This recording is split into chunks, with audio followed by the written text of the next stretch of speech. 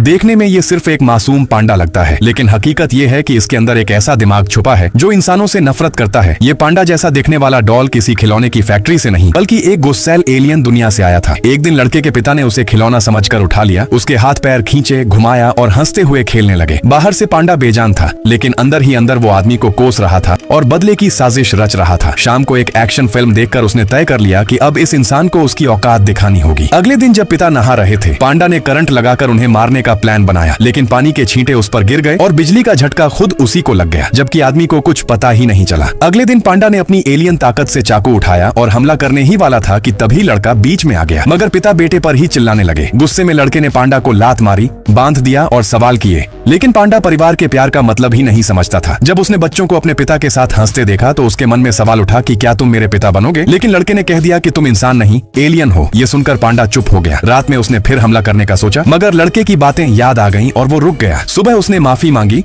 लेकिन लड़का अब भी नाराज था। तभी पियानो टीचर आ गए। लड़के ने जबरन पियानो बजाया और उसकी बेसुरी धुन सुनते ही टीचर डर कर भाग गए। इसके बाद पिता बेटे में झगड़ा हुआ, क्योंकि लड़के का मन संगीत में नहीं बल्कि अंतरिक्ष में था। पिता ने वादा किया कि अगर वो प्रतियोगिता जीत गया तो उसे पियानो नहीं बजाना पड़ेगा। यही सुनकर पांडा ने उसकी मदद की और उसे एक रहस्यमयी संतरा खिलाया, जिससे लड़का हर आवाज को संगीत की तरह सुनने लगा, मानो पूरी पृथ्वी एक धुन बन गई हो। पांडा ने बताया कि उसकी दुनिया में ताकत कला से आती है। उसी शक्ति से लड़का पियानो में माहिर हो गया और जूनियर चैंपियनशिप जीत ली। माँ ने उसे गले लगाया, पिता को भी गर्व हुआ, लेकिन अगले ही दिन पिता ने उसका नाम फिर म्यूजिक स्कूल में लिखवा दिया। ये देखकर लड़का अंदर से टूट गया और उसी पल उसने तय कर लिया कि अब वो अपनी जिंदगी के फैसले खुद लेगा।